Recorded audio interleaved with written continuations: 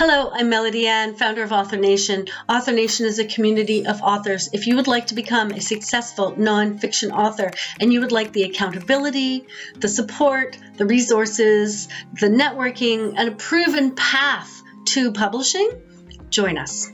The link is in the description. In today's video, I'm going to give you my best tips to create a booklet that wows. Let's start with what is a booklet. A booklet is a book that's under 50 pages. So if you have a 42-page booklet, you have a booklet, not a book. It's that simple. When you have a book idea, you put all the ideas into a book on paper. If it happens to come to 53 pages, you've written a book.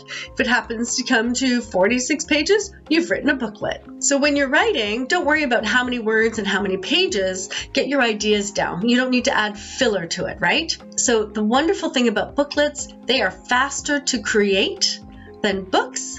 And you can design a booklet that is remarkably beautiful, not just having amazing content. So you can put together remarkable content and remarkable aesthetics that readers really, really want to read. The first question you want to ask yourself is, why are you writing this? How is it going to fit into your life? How is it going to fit into your business? Why are you writing it? Who will read it? How does this all fit together? That's the first thing. And I'm going to give you 3 scenarios that I find that people often write booklets rather than books. The first one is a lead magnet. You've heard that the gold is in the list. And lots of entrepreneurs and businesses want to create a lead magnet in exchange for a potential client's email. I do that. I have a series of checklists. There are books or guides that are about 10 pages, or around that, about 10 pages each. They aren't books, they're booklets, but they're also not one-pagers. They have good content in them, so I would consider them booklets. All of my lead magnet checklists have valuable information and are visually appealing. I consider the exchange of email for information a really important exchange. I don't want to give them just anything. This is the start of a relationship. You wouldn't show up to a nice restaurant for a first date, sweaty and in gym clothes. Okay, some people might, but they don't get second dates. So make sure your lead magnets are attractive and provide value. Booklets are a great way to do that. The second scenario are booklets to onboard clients. Loads of coaches and other people who have programs spend, 30 minutes an hour with each individual person onboarding them into the program. That is valuable time. And here's the thing, in that 30 minutes, in that hour, they say the same thing over and over and over again. What if you could put all of that information into a booklet? It is much faster to read than it is to listen to somebody explain the rules and guidelines. And what you can do, because I can hear you out there, coaches, you're saying, yeah, but people don't read it. Okay, so what you do, you should put all the information into a booklet. You don't put any filler. You make it as tight and as clean as possible and visually attractive so they enjoy reading it. And then you say, read here, here's the booklet, here's the onboarding guide.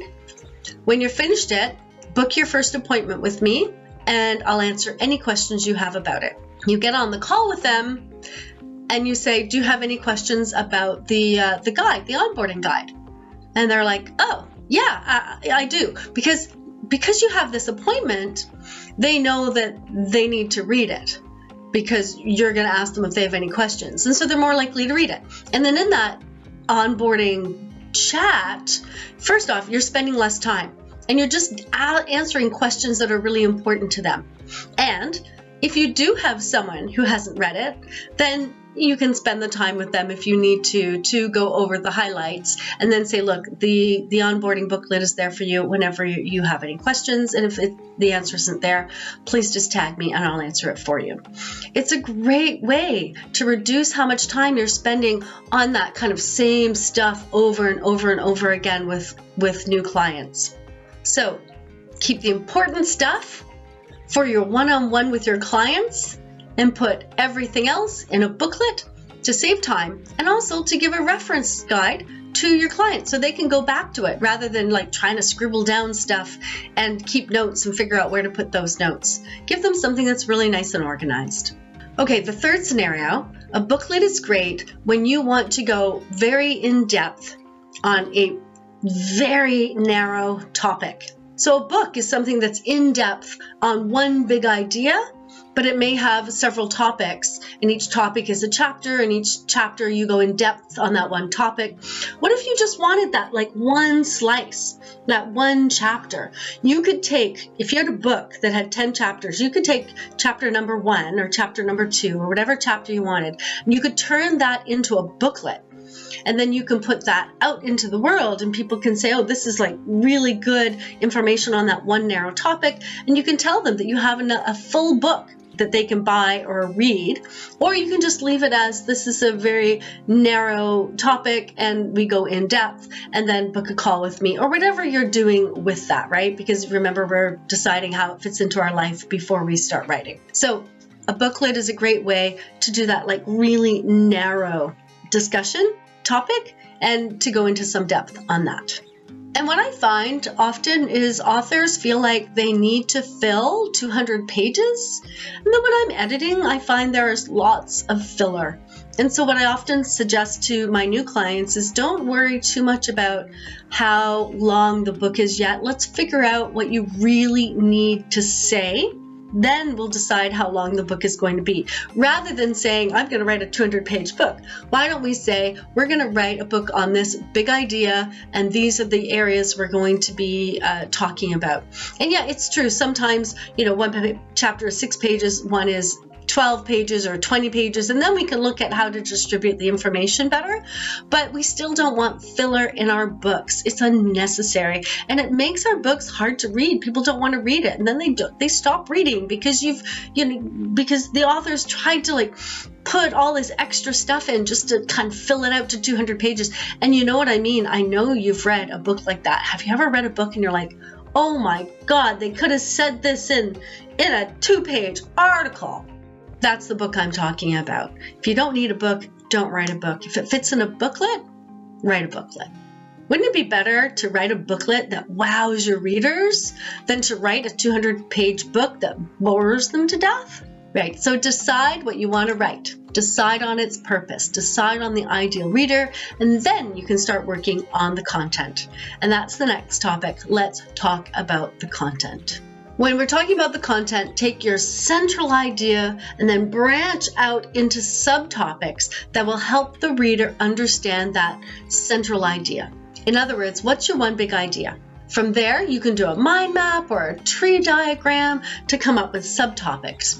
These subtopics will then become sections or chapters within your booklet. Take those chapters or sections and then chunk them down into headings and subheadings. That will help you write, and it will help the reader digest the content. As you're writing, you can focus on one heading or one subheading at a time. That way you won't get overwhelmed by the whole, right? A lot of authors, when they start writing a booklet or a book, they're so overwhelmed by the whole that it's hard to figure out where to start. But if you chunk it down, you can just take this one little, I'm just going to write this one little chunk. That may only be 1,000 words, but I know that that's all and I don't need to think about the whole because that's all I'm writing today. So here's some helpful tips for when you're writing and revising your booklet. As I said, use headings and subheadings, and here I'll also add, use page numbers. Use short paragraphs. Don't write paragraphs that are a page long. Write short paragraphs. Each paragraph has one small idea. When you can, use bullet points rather than full sentences. Create summaries and highlight information. You can even have sidebars and things like that. We'll talk a little bit more about that in design. Make sure your information is easy to skim, right? That's, using bullets will help that.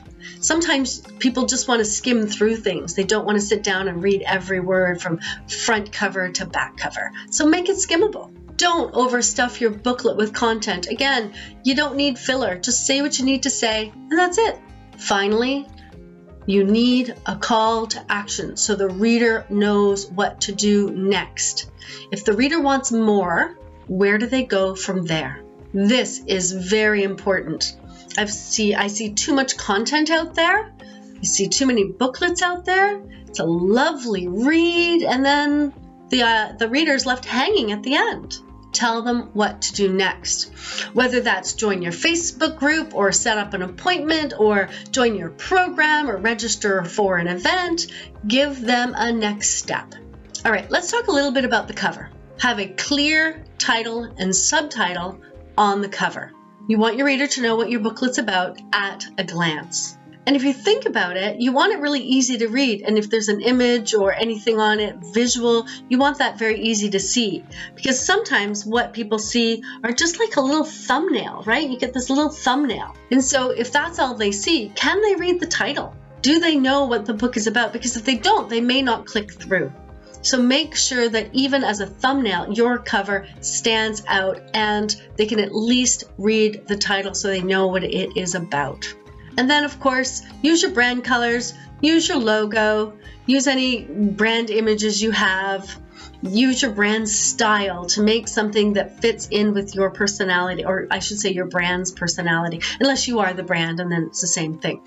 But you may own a company, you want it to fit into with the company's brand personality. And if you have an entire series of booklets, you can make the covers very similar. That way people instantly recognize they are from you. And they'll say, oh, I've read another thing by this person. Really good information. And so that instant recognition is really, really important. So if you are doing multiple booklets, consider having a consistent design across the board for your covers so that people can instantly recognize your high quality. All right, let's talk about design tips. Now, I'm no designer, but I do have some useful tips for you for other non-designers. So if you're a designer out there, this part is not for you. First off, you can create beautiful documents. You don't need complex software. I make mine in Microsoft Word. I make mine in Canva. You know, I can use, or I don't actually use designer software, but sometimes I do hire out and I do more complex designing. What I have done in the past is I have paid somebody to create a design for me that I can then plug in the information.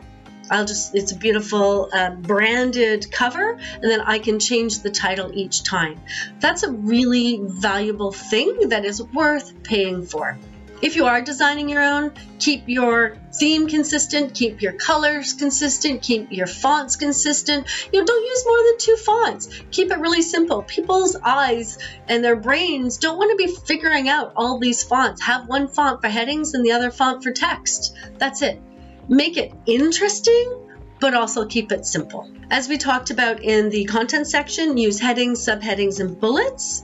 Now, don't be afraid to make the headings bold, make them stand out. As we said, we want things to be skimmable, and you can help that in the design by making sure you have headings, subheadings, and bullet points so that people can breeze through things.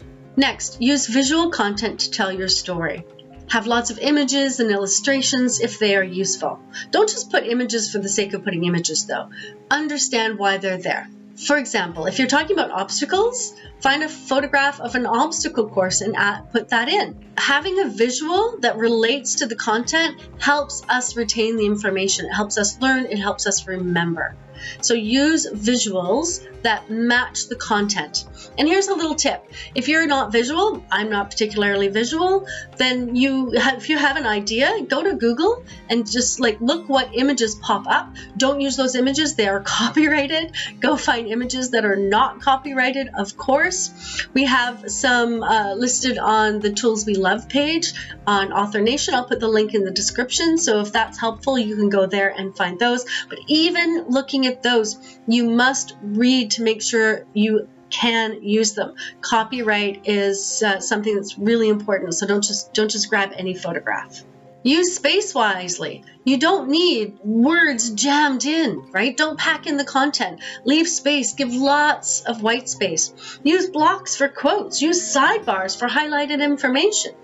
You can even ask a designer to design something that you can then plug information in over and over and over again. You don't have to fuss with it yourself. It's really worth paying someone just to create a design for you. Finally, if you want people to print it, make sure it works in grayscale. and use simple illustrations, simple graphics, simple shapes. If it is something to be printed, print it out, test them to make sure that works well. And if you don't want people to print it, you can use color and more complex things that don't print well to encourage people to keep it online. That's up to you. The booklet you create is important and it deserves thoughtful consideration. With a bit of time and effort, you can create a memorable and professional looking booklet that will help build your business. If you're working on a book, download the Author Nation Planning Checklist to help your author journey easier and more successful. It will help you with booklets as well.